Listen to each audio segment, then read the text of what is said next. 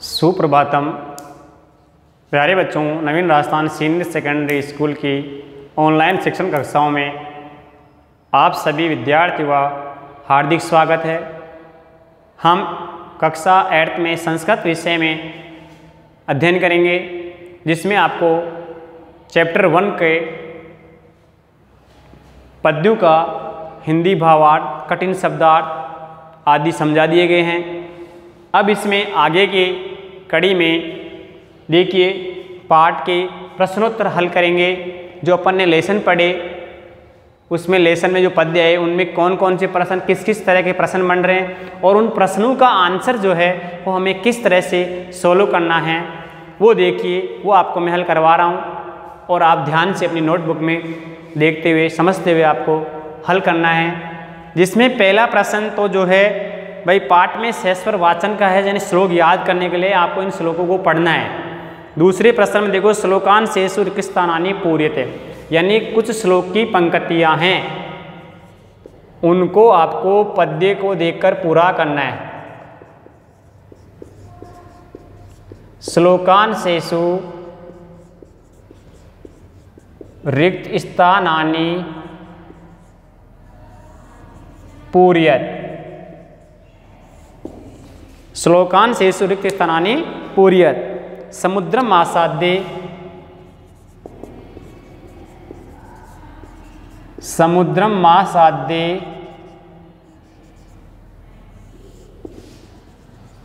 और ये अंश खाली दे दिया। वचय मधु शुक्रसम सृजन्ति, वचः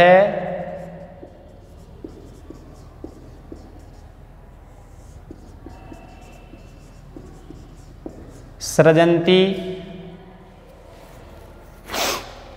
तद्भागधेयम्,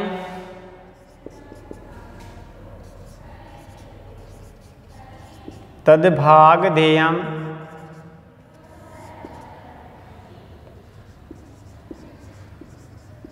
पशूनां विद्याफलम्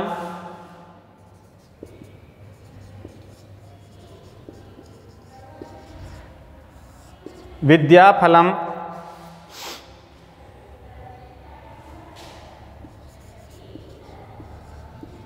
कृपणस्य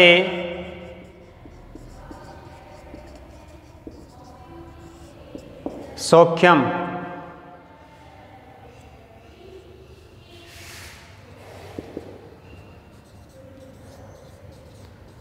चिंतनीया ही विपदाम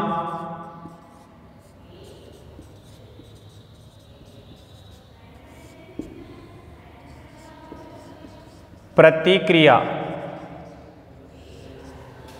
ये देखो इनमें जो अंश है, इन अंशों में आपको श्लोक में से दिए गए शब्दों की पूर्ति करनी, खाली स्थान दे दिया। किस किस पद्य में से कौन सा अंश छूटा हुआ है वो आपको देखकर लिखना है। इसके लिए देखो पद्य याद करना जरूरी है या पद्य का भाव हमें याद करना जरूरी है। भाई इस पद्य का भाव ये था, इसमें ये पंक्ति में इसका ये भाव आया था, तो अपने आप आराम से वो अंश याद हो जाएगा। ये यहाँ शब्द आना चाहिए। जैसे समुद्रम आसाद्य भवन्ते अपेया, पढ़े थे अपन, समुद्रम आसाद्य भवन्ते अपेया, तो यहाँ आ जाएगा भवन्ते अपेया।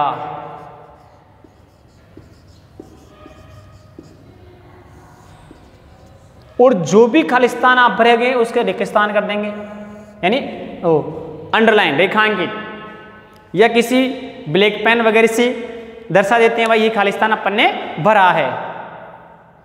वच्चे मधु सुक्त रसम सृजन्ति, दूसरा देखो वच्चे मधु सुक्त रसम सृजन्ति, श्रुत्वा वचे, जो चौथा पद्य है तो उसमें है ना श्रुत्वा वचे मधु सुक्त रसम सृजन्ति, तो यहां आ जाएगा श्रुत्वा, यानी सुन करके वचनों को मधुर सुख रसम सृजन्ति। तद भाग देयम, दूसरे पद्य में था अंतिम परमम पशुनाम, तो यहां आ जाएगा परमम।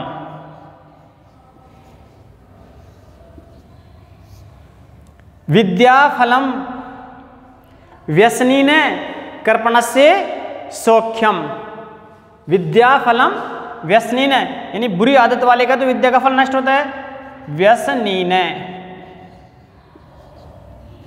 तो यहां आ जाएगा व्यसनीन है। और कर्पणस्य सौख्यम चिंतनीया ही विपदाम आदावेव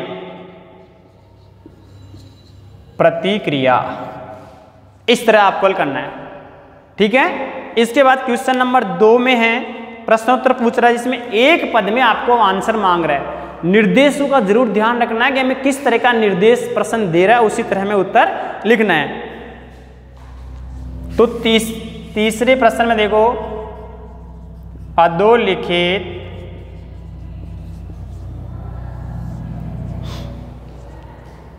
प्रश्नानाम उत्तराणि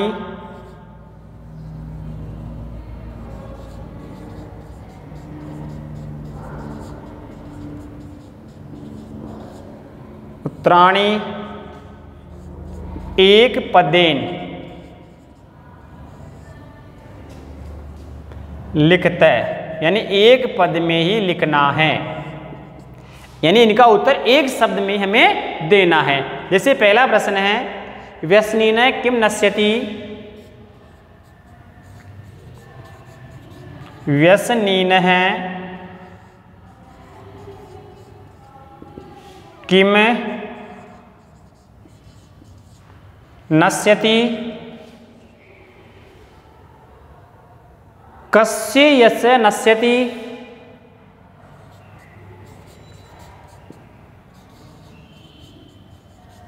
कस्य यस्य है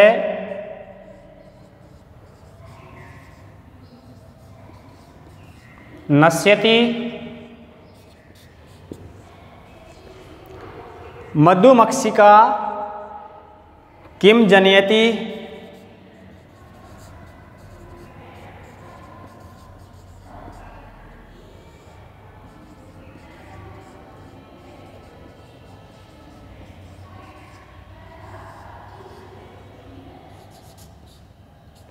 मधुमक्षिका किम जनयति, मधु सुक्तरसम के सृजन्ति,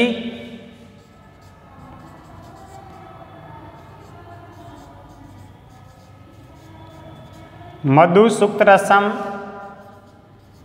के सृजन्ति।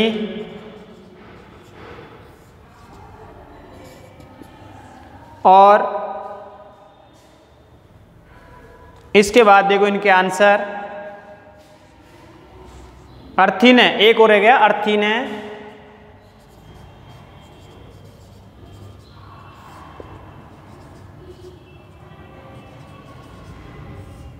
केभ्य है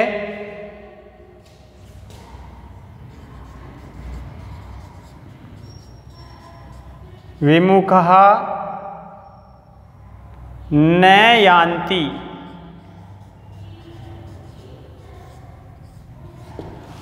अब इनके आंसर देखिए, अपन पद्य पढ़े थे उनमें से ही इनके आंसर ढूंढकर लिखने हैं समझकर।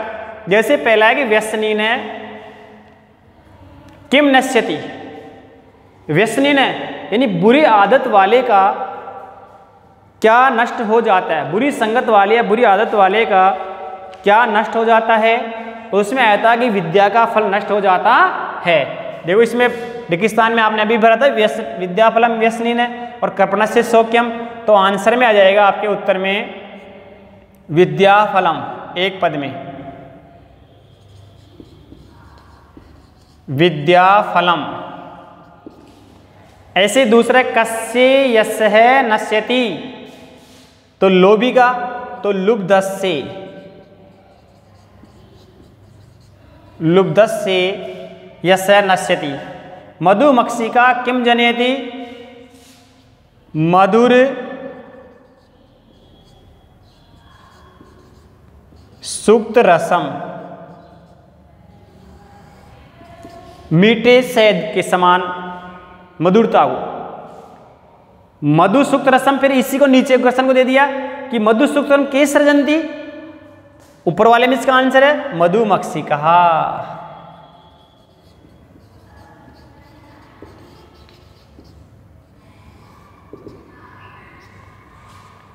अर्थिन केभ्य विमुखा न यान्ति,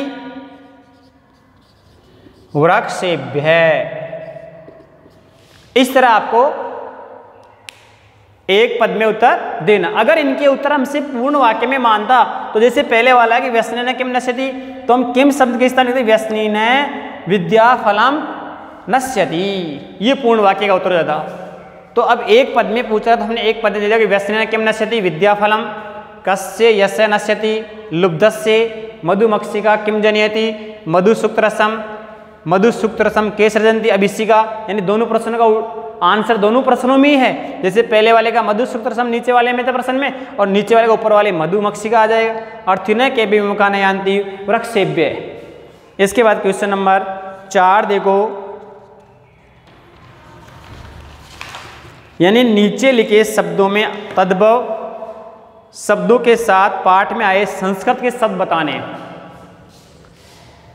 तद्भव शब्द यहां दिए गए हैं, इन तद्भव शब्दों के साथ इस पाठ में कौन से संस्कृत वाचक शब्द आए वो आपको स्पष्ट करना है।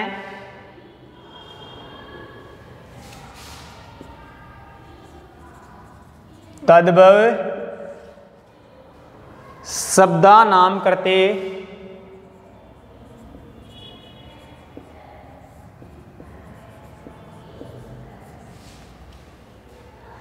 पाठा चित्वा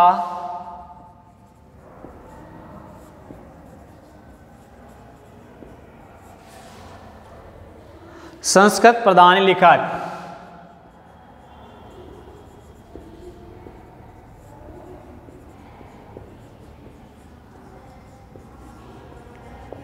संस्कृत पदानी लिखत, यानी तद्भव शब्द आपके सामने दिए गए हैं और इन तद्भव शब्दों के साथ इनके समानार्थक संस्कृत के शब्द इस पाठ में कौन से आए हैं वो हमें छांटकर इनमें से चुन करके लिखना इन पद्यों में से। जैसे पहला है, जैसे एक उदाहरण भी दिया, जैसे उदाहरण के अनुसार हमें करना चाहिए। यथा आया, जैसे कर्पणय, वो कंजूस, और कंजूस का यहाँ संस्कृतवाचक शब्द दिया। कंजूस का संस्कृतवाचक शब्द इस पद्य में आया था कर्पणय। क्या आया था? कर्पणय। तद्भव हिंदी के शब्द होते हैं और संस्कृत वाचक शब्द संस्कृत वाचक इनके सामने लिखना है। हिंदी के कंजूस है, हिंदी का शब्द है कंजूस, इसका संस्कृत वाचक शब्द इस पाठ में आया कर्पणय। ऐसे ही हमें जो नीचे प्रश्न दे रहे हैं उनका करना है कड़वा।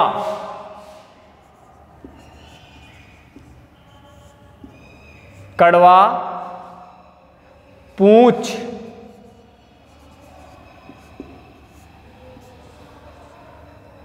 लोभी,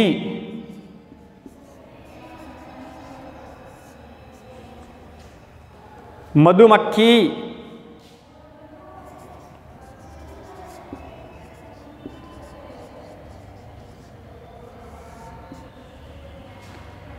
और तिनका।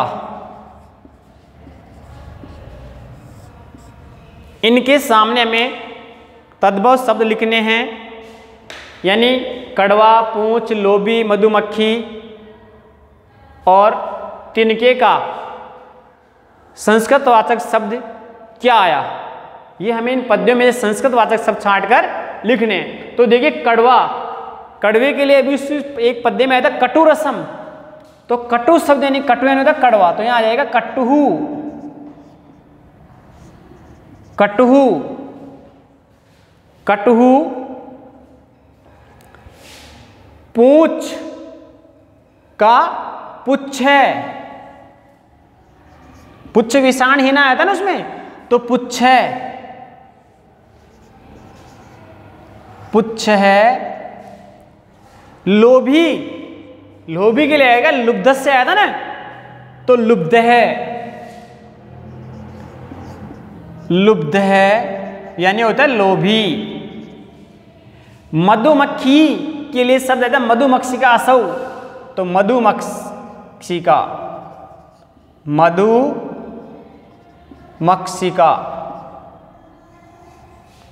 तिनका के लिए आया था तृण है, तिनकी के लिए आया था तृणम। ये संस्कृतवाचक शब्द इन तद्भव शब्दों के समानार्थक इस पाठ में आए थे। कंजूस का इसमें उदाहरण में कर्पणा दिया हुआ था। अब कड़वा, पुच्छ, लोभी, मधुमक्खी और तिनके काम से पूछा था तो कड़वा का कटहू, पुच्छे का पूछ, लोभी का लुब्ध है, मधुमक्खी का मधुमक्षिका, तिनके का तृणम। स्पष्टम। इसके बाद क्वेश्चन नंबर 5 में जो है अपन से कर्तृपद और क्रियापद करवा रहा है।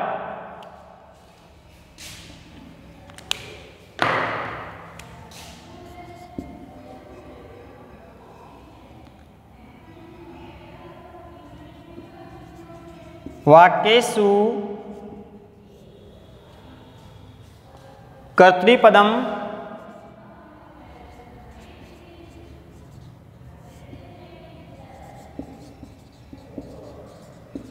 क्रियापदम चित्वा लिखत। यानी इन वाक्यों में आपको कर्ता और क्रिया, कर्ता का मतलब कर्ता पद और क्रियापद चुन करके लिखना है।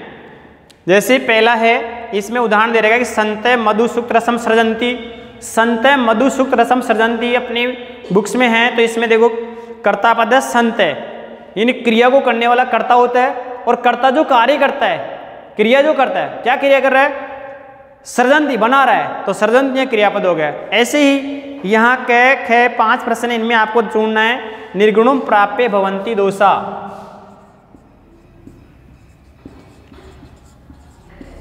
निर्गुणम प्राप्य भवंती दोषा। गुणज्ञेषु गुणा भवन्ति।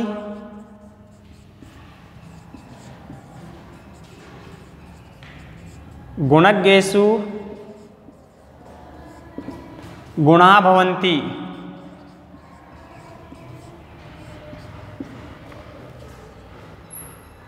मधुमक्षिका माधुर्यम जनियेत।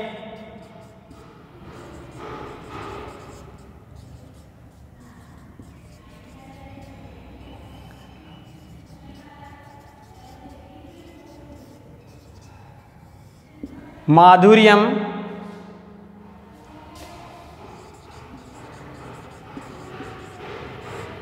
जनियेत। पिशुनस्य मैत्री नश्यति।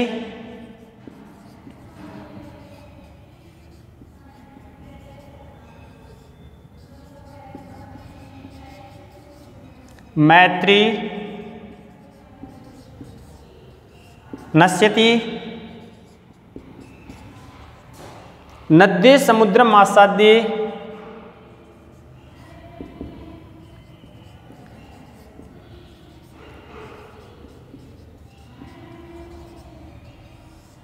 मासाद्ये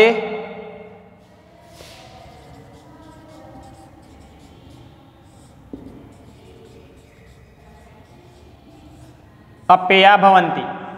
अब इसमें आपको कर्ता और क्रिया, कर्तृपद और क्रियापद चार्ट 9 में। जैसे आपके एक उदाहरण हल करवाया था इस किताब में, आपकी बुक्स में एक उदाहरण हल भी किया, उसी तरीके से हमको आगे प्रश्न हल करने हैं। ये बहुत ही अच्छा तरीका है कि एक प्रश्न हल किया हुआ बताया गया है इसमें कि इस तरीके से आपको प्रश्न आगे हल करने हैं। जैसे निर्गुणम प्राप्य भवन्ति दोषा। इस वाक्य में निर्गुणम प्राप्य भवन्ति दोषा, यानी किसको प्राप्त करके क्या हो रहे हैं? क्रिया क्या हो रही है? भवंती। कौन हो रही है? दोष। निर्गुण को प्राप्त करके दोष होते हैं। निर्गुण को प्राप्त करके दोष हो जाते हैं। तो दोष कौन हो जाते हैं? निर्गुणम।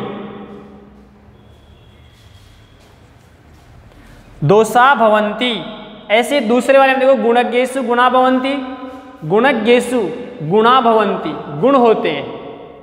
मधुमक्षिका माधुर्यम जनियेत। पिशुनस्य मैत्री नश्यति। नद्ये समुद्रम आसाद्ये अपेया भवन्ति।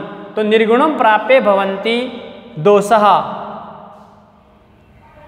तो यहां इसमें कर्तृपद है, पहले वाले में देखो दोषः।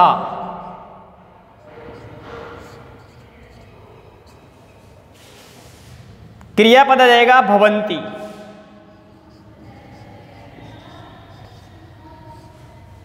दूसरे में गुणज्ञेषु गुणा भवन्ति। गुणज्ञेषु गुणवान पुरुषों में गुण होते हैं, तो कर्ता पद है गुणः।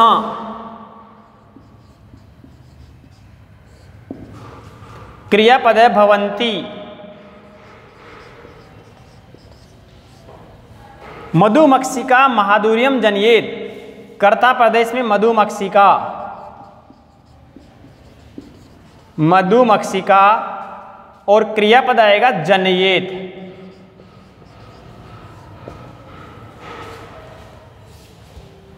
पिशुनस्य मैत्री नश्यति। पिशुनस्य दुष्ट की मैत्री नष्ट हो जाए, मित्रता, तो पिशुनस्य कर्ता पद है। नश्यति क्रियापद हो गया। नद्ये समुद्रम आसाद्य भवन्ते पेया। नद्य है कर्ता पद है और भवंतियां क्रियापद है। अब देखो पहले वाले में दोसा कर्तृपद भवंती क्रियापद, दूसरे में ख में गुणा कर्तृपद और भवंती क्रियापद, तीसरे में मधुमक्षिका कर्तापद है, जनेत उसका क्रियापद है, पिशुनस्य कर्तृपद, नश्यति क्रियापद, नद्ये कर्तृपद और भवंती क्रियापद। इस तरह आपको कर्ता और क्रिया का चयन करना है। कर्तृ का मतलब कर्तापद होता है, क्रिया का मतलब क्रिया। कर्ता जो कार्य करता है वो क्रिया कहलाती है, क्रिया को करने वाला कर्ता होता है। इसके बाद रेखांकित पदों में को पढ़ करके आपको प्रश्न निर्माण करने हैं।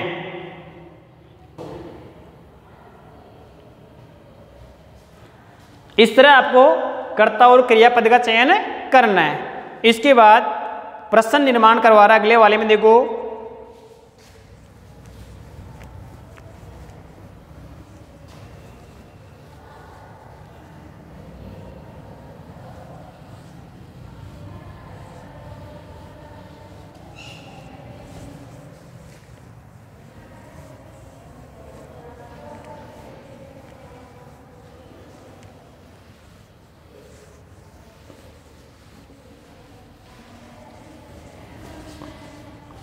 क्वेश्चन नंबर 6 में रेखांकित पदानि आदृत्य प्रश्न निर्माणम कुरुते।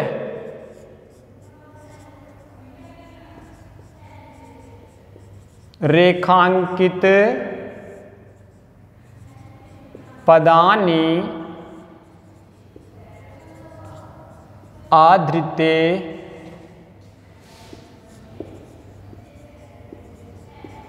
प्रश्न निर्माणम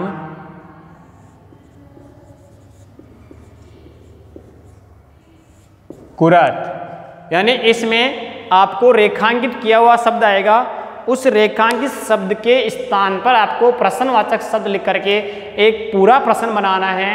ये इससे पहले मैं आपको कुछ निर्देश बता देता हूं कि जब भी प्रश्न निर्माण किया जाता है तो प्रश्न निर्माण करने के लिए हम किम शब्द, सर्वनाम वाचक शब्द किम, जो तीनों लिंगों में चलते हैं, उनके शब्द रूप हमें जरूर याद होने चाहिए और उनके शब्द रूपों का प्रयोग ही अपने विभक्ति वचन के अनुसार वाक्य में आए हुए रेखांकित पद के अनुसार वहाँ प्रयोग किया जाता है। और प्रश्नवाचक जो शब्द वाक्य बनता है, उस प्रश्नवाचक वाक्य के अंत में हम एक स्पष्ट रूप से प्रश्नवाचक चिन्ह का प्रयोग करते हैं। कई विद्यार्थी ऐसे खींच देते हैं, ये तरीका गलत है, ये सही है, जब भी आपका प्रश्नवाचक शब्द सही माना जाएगा। अगर मान लीजिए आपने वाक्य सही बनाया है लेकिन अगर इस चिन्ह का प्रयोग नहीं किया अंत में, तो भी आपका प्रश्न गलत माना जाएगा और आपको 0 नंबर वहां दिए जाएंगे। यानी वो प्रश्नवाचक वाक्य नहीं है, पूर्णविराम लगा दिए तो वो तो उत्तरात्मक वाक्य हो गया, प्रश्न चिन्ह से ही वो प्रश्नवाचक वाक्य माना जाएगा। तो इन निर्देशों को आप जरूर ध्यान रखें और उसके अनुसार ही आप कार्य करें। अब इसमें जैसे प्रश्न है गुणः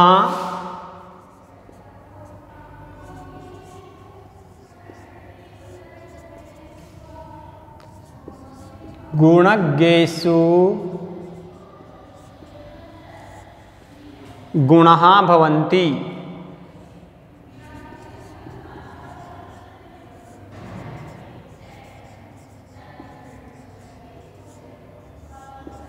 और इसमें रेखांकित है ये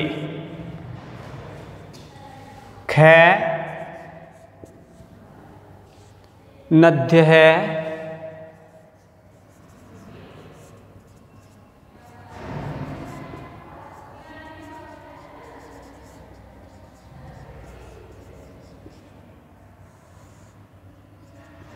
सुस्वादुतोयः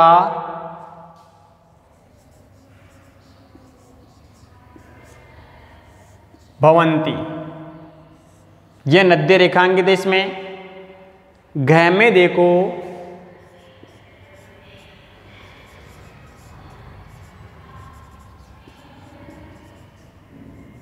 लुब्धस्य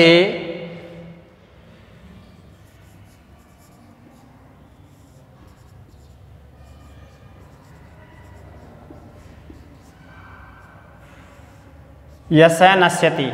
यहाँ लुब्धस्य रेखांकित है मधुमक्षिका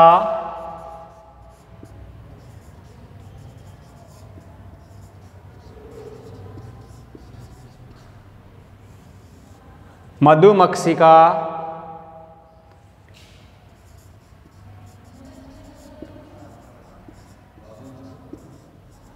माधुर्यमेव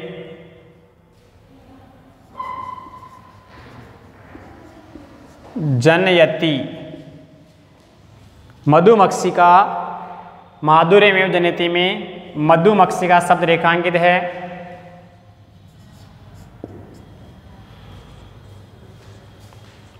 तस्य मूर्धनि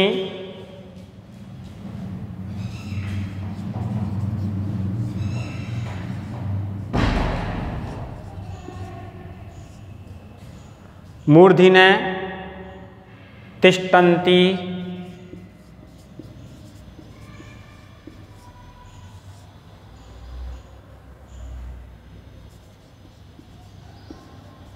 वायसा। इसमें मूर्धन्य शब्द में रेखांकित है।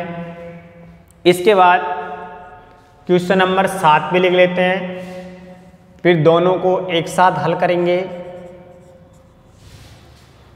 7 में देखो उदाहरणानुसारम पृथक कुरुत है, यानी टुकड़े करना है, संधि विच्छेद। उदाहरण के अनुसार पृथक करो। उदाहरणा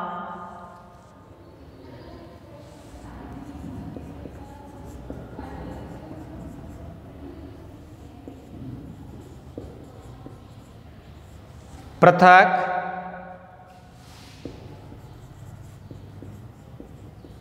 कुरत अर्थात संधि विच्छेद, जिसको बोलते हैं संधि विच्छेदम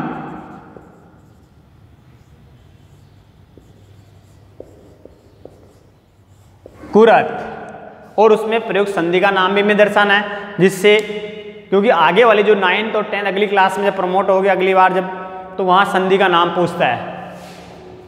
जैसे समुद्रम प्लस आसाद्य इसमें है, हल किया हुआ तो समुद्रम धन आसाद्य। ऐसे माधुर्यम मेव, माधुर्यमेव, यानी शब्द मिला हुआ है, इसको अलग करना है। माधुर्यमेव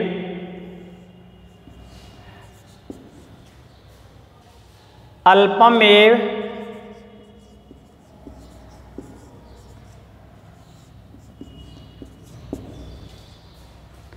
सर्वमेव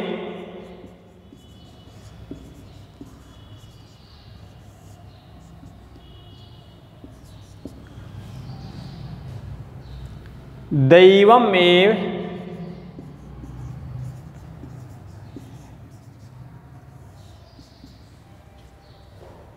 महात्मना मुक्ति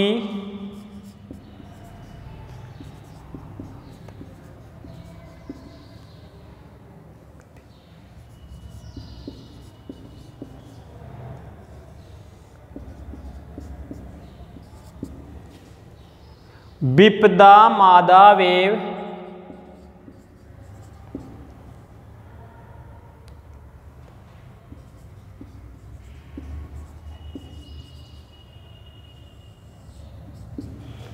ये 6 प्रश्न इसमें हैं। इनमें आपको संधि विच्छेद करना है और उसमें प्रयुक्त संधि का नाम निर्देशित करना है। अब देखिए क्वेश्चन नंबर 6, आपको निर्देश बताया ही था कि प्रश्नवाचक वाक्य बनाते समय अंत में प्रश्न चिन्ह का प्रयोग करते हैं। प्रश्नवाचक के लिए किम सर्वनामवाचक शब्द के शब्द रूप याद होने चाहिए। रेखांकित पद जिस विभक्ति वचन का होता है उसी विभक्ति वचन का वहाँ प्रश्नवाचक शब्द का प्रयोग किया जाता है और अंत में स्पष्ट रूप से प्रश्न चिन्ह का प्रयोग करते हैं। जैसे पहला है गुणः, गुणज्ञेषु गुणः भवन्ति। गुणः गुणज्ञेषु गुणा भवन्ति, इसमें रेखांकित देखो कौन सा है शब्द है, गुणा शब्द रेखांकित है यहाँ। तो गुणा शब्द को कौन से वचन का, कौन से लिंग का, कौन से पुरुष का, कौन से व्यक्ति का, तो गुण गुणौ गुणा प्रथमा व्यक्ति में बहुवचन है और पुल्लिंगवाचक है गुण शब्द, तो कै कौ के प्रथमा का बहुवचन बन जाएगा के गुणज्ञेषु, प्रश्न बन जाएगा ना के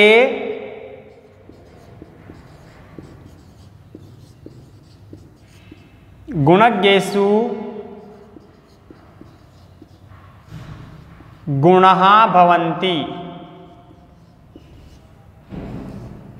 और अंत में प्रश्नवाचक चिन्ह। ऐसे नद्य है सुस्वादुतोया भवन्ति, नद्य है सुस्वादुतोया भवन्ति। अब यहाँ नद्य है सुस्वादुतोया भवन्ति जो शब्द है इसमें रेखांकित पद है नद्य है। नद्य शब्द रेखांकित है सुस्वादुतोया भवन्ति। अब यह नद्य एक वचन, प्रथमा का एक वचन नहीं है, बहुवचन है, क्योंकि क्रिया बहुवचन क्या नहीं ना, तो नद्य के स्थान पे जाएगा क। अब स्त्रीलिंग नदी शब्द का के का, कहा सुस्वादु तो यह भवन्ति और वो अंत में प्रश्नवाचक चिन्ह स्पष्ट रूप से कहा सुस्वादु तो या भवन्ति। तीसरा प्रश्न देखो लुब्धस्य यस्य नश्यति, इसमें रेखांकित पद है लुब्धस्य, तो लुब्धस्य में देखो षष्ठी का एक वचन है, रामस्य अकारांत है, तो इसमें किम शब्द में षष्ठी एक वचन बनेगा कस्य, कस्य यस्य है नश्यति और अंत में प्रश्नवाचक चिन्ह। मधुमक्षिका माधुर्यमेव जनयति, मधुमक्षिका रेखांकित है और मधुमक्षिका आकारांत स्त्रीलिंग है, तो स्त्रीलिंग के लिए आ जाएगा का माधुर्यमेव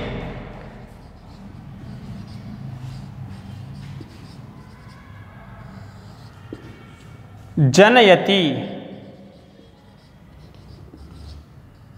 और वो अंत में स्पष्ट रूप से प्रश्न चिन्ह। तस्य मूर्धनि तिष्ठन्ति वायसा, अब मूर्धनि शब्द है, अब मूर्धनि उसके सिर पर, यानी आधार हो गया, आधारे अधिकरणम अधिकरणे सप्तमी। अब सप्तमी के लिए अव्ययवाची शब्द में कुत्र शब्द का प्रयोग करते हैं, तो तस्य कुत्र तिष्ठन्ति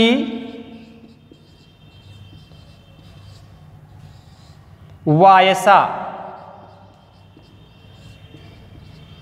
और अंत में प्रश्नवाचक चिन्ह। इस तरह आपको प्रश्न निर्माण करने हैं।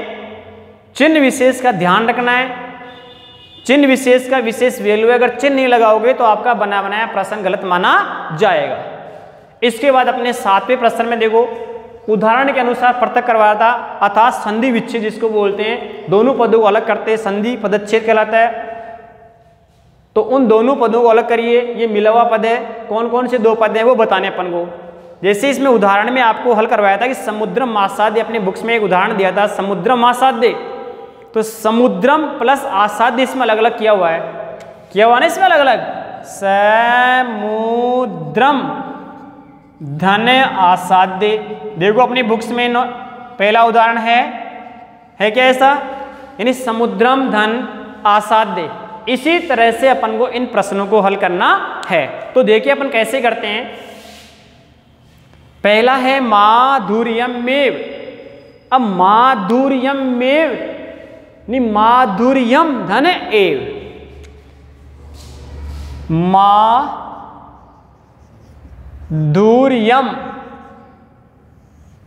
धन एव। और इसमें देखो मैं है, व्यंजन है, और व्यंजन के आगे स्वर आ रहा था, इसमें मिल जाएगा और मिलकर के बन गया माधुर्यमेव। तो यानी व्यंजन संधि का उदाहरण हो गया, संधि का नाम आ गया है व्यंजन संधि। व्यंजन संधि। और इन सभी में देखो एक ही व्यंजन संधि ही प्रयोग है, सभी में व्यंजन संधि हो रही है, यानी व्यंजन के बाद स्वर आ रहा, स्वर मिलकर व्यंजन पूरा हो रहा है। अल्पम में, इसमें भी वही है, अल्पम धन है और इसमें स्वर निकल जाए अलग से एव, और वही व्यंजन संधि। सर्वम एव, सर्वम में भी एव निकाल दो स्वर, इसके बाद सर्वम धन एव, वही व्यंजन संधि है। देवम एव, दैवम एव, दैवम धन एव,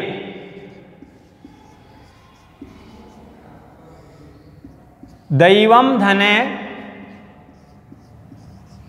एव, वही स्वर आ गया और स्वर मिलते ही पूरा हो जाएगा व्यंजन।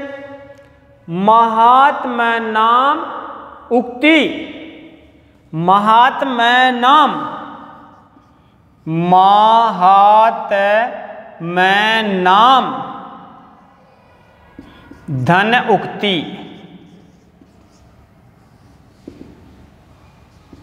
वही व्यंजन संधि। मैं के बाद स्वर उ इसमें मिल गया मैं में, तो महात्मा नाम मुक्ति शब्द बन गया अपना। विपदा मादाम एव, तो विपदा मादाम, विपदाम आदा एव, विपदाम धन आदा वेव, व्यंजन संधि। इस तरह ये पृथक पृथक हो गए, अतः संधि विच्छेद हो गया। अब समझ लो माधुर्य में देखो माधुर्यम धन एव, अगर एव इससे मिल जाए तो माधुर्यम एव बन जाएगा और व्यंजन संधि हो जाएगी। ऐसे अल्पम मेव, अल्पम धन एव, सर्वमेव, सर्वम धन एव, दैवमेव, दैवम धन एव, महात्मानाम मुक्ति, महात्मानाम धन उक्ति, विपदाम आदावेव, तो विपदाम और यहां से स्वर निकल गया आदावेव। तो इन सभी में देखो व्यंजन के बाद ये स्वर आ रहा है, ये स्वर मिलकर ये पूरा हो रहा है, इसलिए सारे के सारे उदाहरण जो है वो व्यंजन संधि के हैं। ये आपके 7 क्वेश्चन आपको सोल्व करा दिए गए हैं। अब आप होमवर्क नोट करिए, जो आपको नोटबुक में करना है, अपनी अपनी नोटबुक निकालो और उसमें होमवर्क नोट करिए।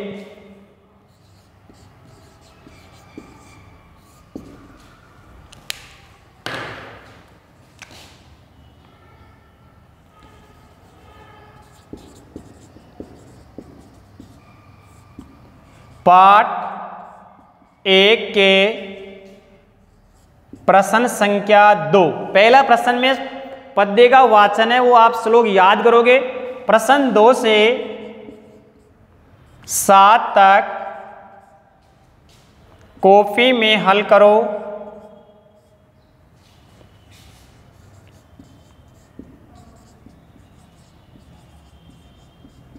हल करो व याद भी करो, याद भी करो। ये होमवर्क अपने अपने नोटबुक में सभी विद्यार्थी साफ और सुंदर अक्षरों में नोट कर ले और दिए गए निर्देश के अनुसार आपको होमवर्क करना है। होमवर्क सटीक, सुंदर और साफ सुथरे अक्षरों में ही होना चाहिए, क्योंकि जिसको हम पढ़ भी सकें, याद भी कर सकें, और अगर कोई दूसरा पढ़े तो वो भी पढ़ सकें। इसलिए निर्देशों के अनुसार ही आपको होमवर्क करना है। थैंक यू, धन्यवाद।